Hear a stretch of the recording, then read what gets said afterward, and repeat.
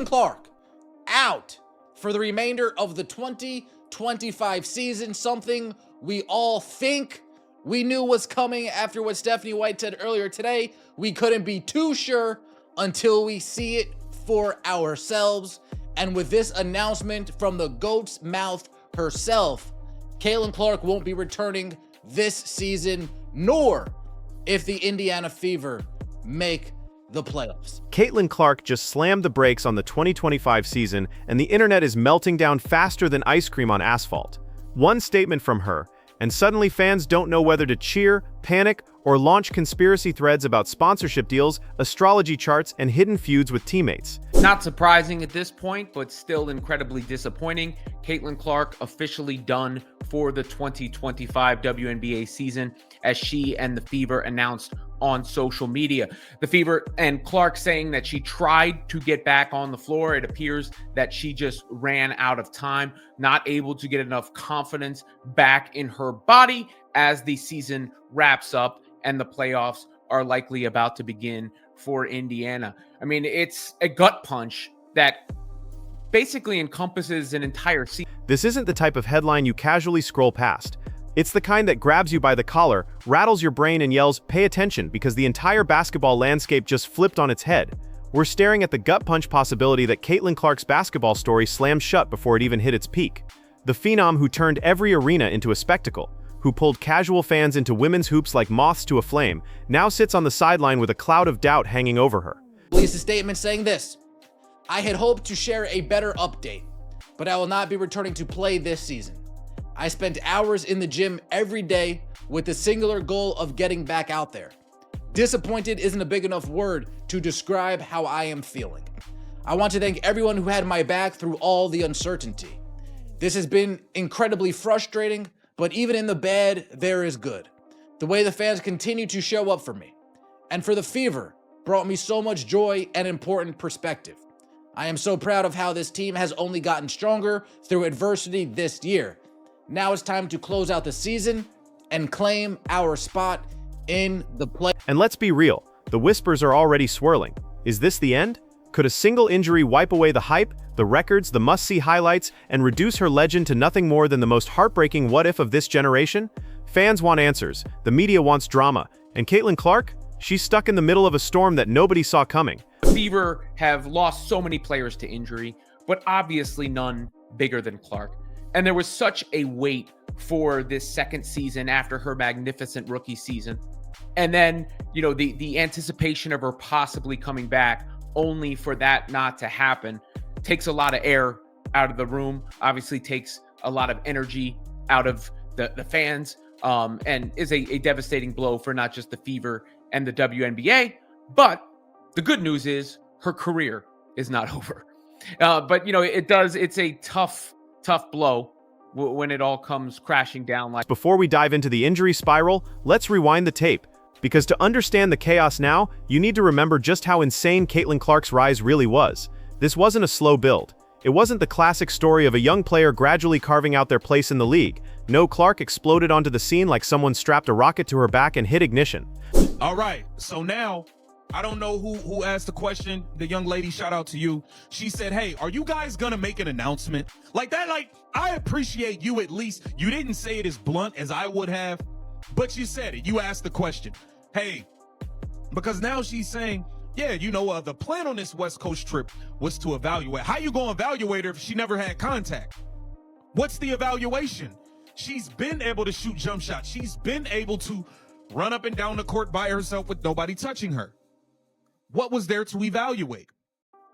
Now you're pushing it through the weekend, leading us on, having us dangling in the air like one season, just one, and suddenly she wasn't just a player, she was the headline. Every arena she touched turned into a sold-out show. Opponents who had never seen crowds bigger than a high school gym suddenly found themselves playing in front of cameras, celebrities and fans wearing Clark's number like it was the hottest concert merch. Workin' Damsau, her style of play wasn't just effective, it was electric. Pull-up threes from the logo, crossovers that froze defenders like statues, confidence that dripped off her every word in interviews. She wasn't just winning games, she was creating moments. The kind of moments you remember where you were when they happened. Well, there you have it, folks. My hot take from earlier this year, all of a sudden, not so hot. Caitlin Clark announced that she's going to be out for the rest of the season. Obviously, a nice little post here thanking her teammates, saying she fought back, was in the gym trying to come back. She wanted to, but Caitlin Clark not returning for the rest of the season.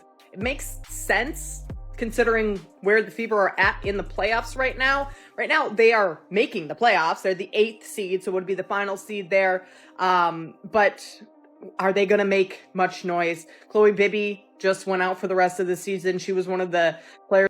ESPN couldn't stop running her highlights. Social media turned her into a viral machine.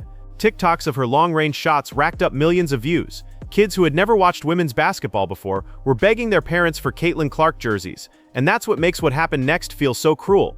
Because Clark wasn't supposed to be a one-season wonder. She was supposed to be the face of the league, the future of the sport, the player who made women's basketball impossible to ignore.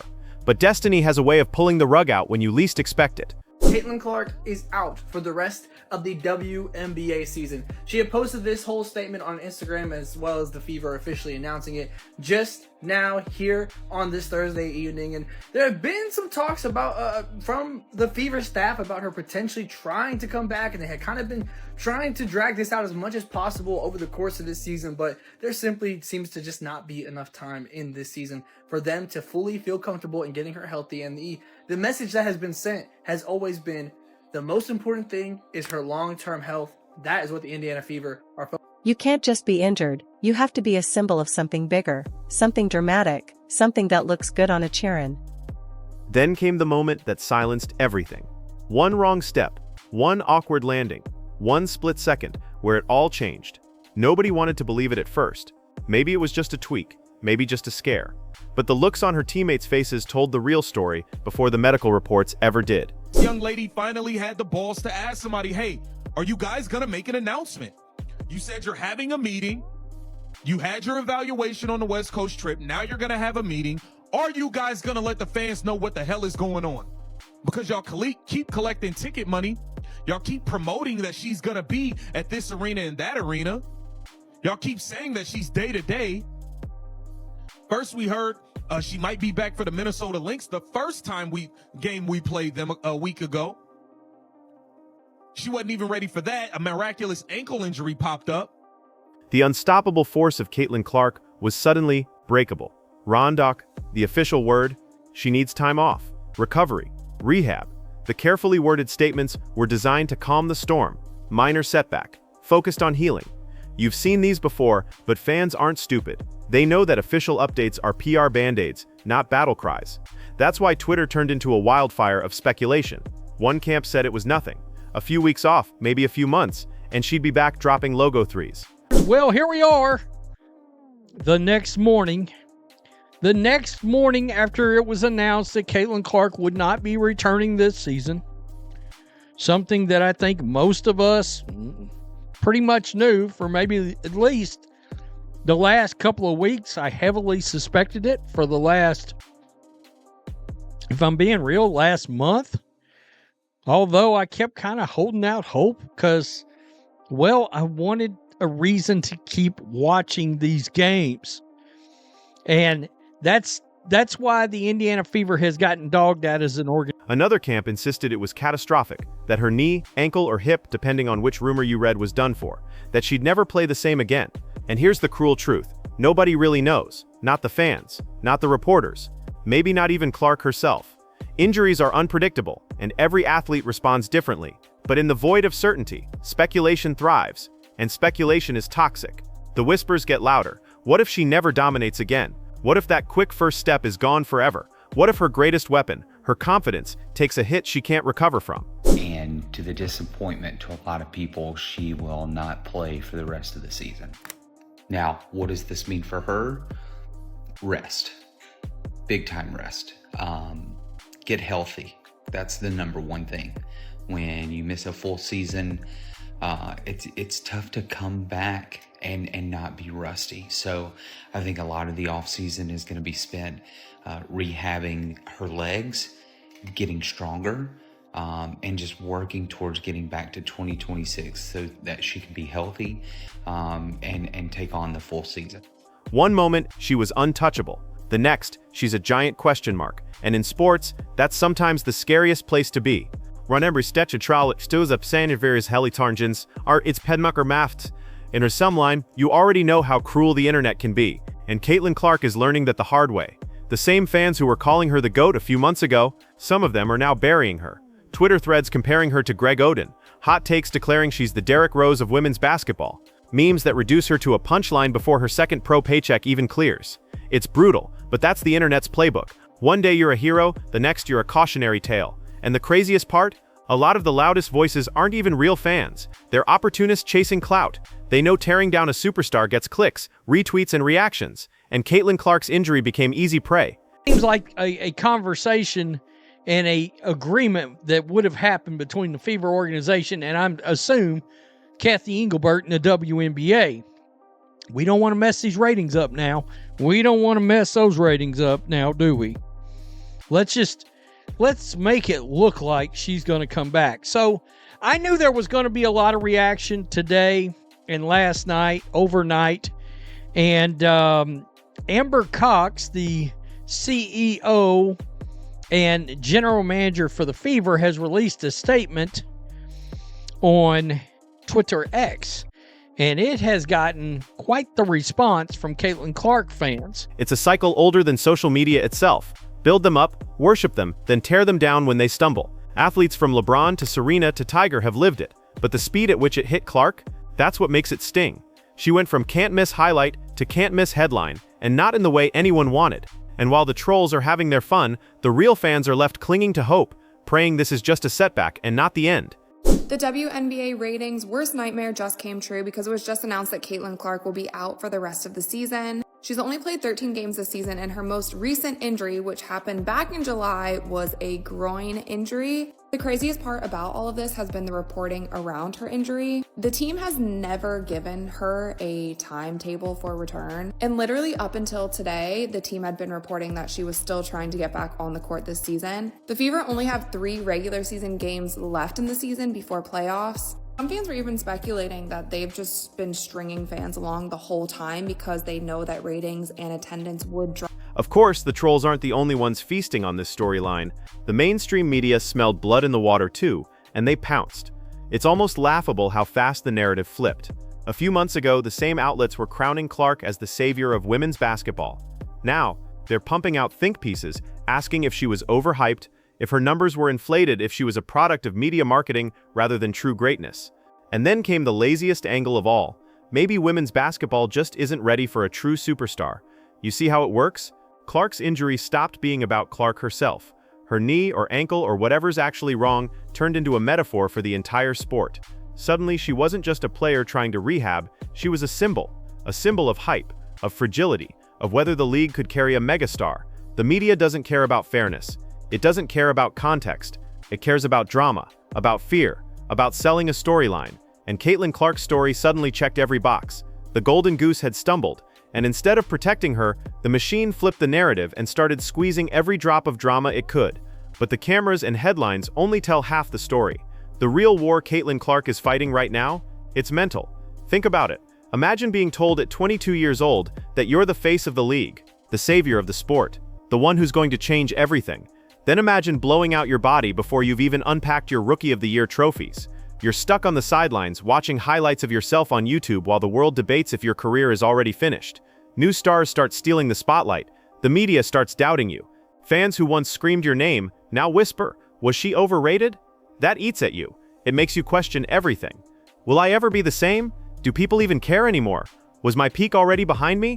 And all the while, you're expected to smile for the cameras, release upbeat statements about rehab, and pretend you're not terrified. That's the reality of superstardom. The performance never stops, even when the game does. The truth is, the mental side of this recovery might be harder than the physical one.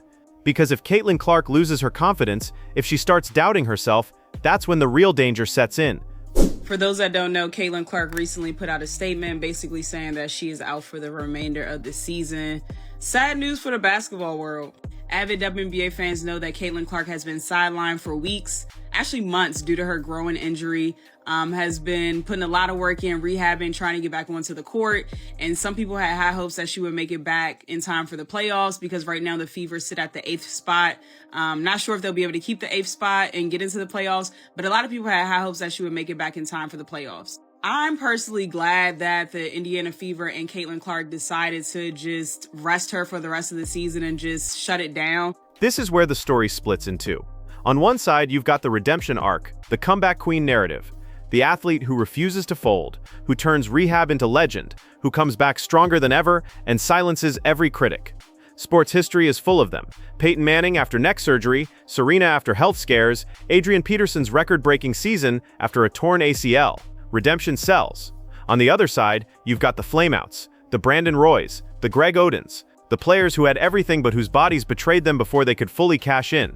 Sports history obsesses over them too, because fans can't stop wondering what could have been. Right now, Caitlin Clark is standing on that razor's edge. One side leads to immortality, the other leads to obscurity. And the cruel part? Nobody, not her doctors, not her coaches, not even Clark herself, can predict which way she'll fall. And here's the part nobody wants to admit. Sports won't wait. While Caitlin Clark rehabs, the league keeps spinning. New stars will rise. Fresh faces will grab headlines. Highlight reels will get filled by someone else. The machine doesn't stop for anybody, not even its brightest star. And by the time Clark is ready, if she's ready, the spotlight might have already shifted. That's the brutal reality. Sports only cares if you can keep showing up. So even if she comes back, she'll face a new challenge, reclaiming a spotlight that doesn't pause. Imagine the pressure of not just healing your body, but proving to the world that you're still worth watching. That's the challenge ahead. And that brings us to the million-dollar question. Is this the end of Caitlin Clark's rise, or just the most dramatic halftime pause in recent memory? She's not just missing a few games, she's dangling her entire future like a cliffhanger season finale. If she comes back and dominates again, she won't just be a star, she'll be a legend. The comeback queen who stared down adversity and rewrote her own myth. But if she doesn't, then she becomes the tragic what-if, the phenom who had everything, only to see it vanish in an instant. The player who might be remembered less for what she did, and more for what she never got the chance to do. Either way, the world won't stop watching. The speculation, the debates, the conspiracies, it's chaos, and fans can't look away. So let's hear it. What do you think? Is Caitlin Clark destined for redemption, or has her story already ended before it truly began? Drop your thoughts in the comments below, and don't forget to subscribe for more stories the sports world can't stop talking about.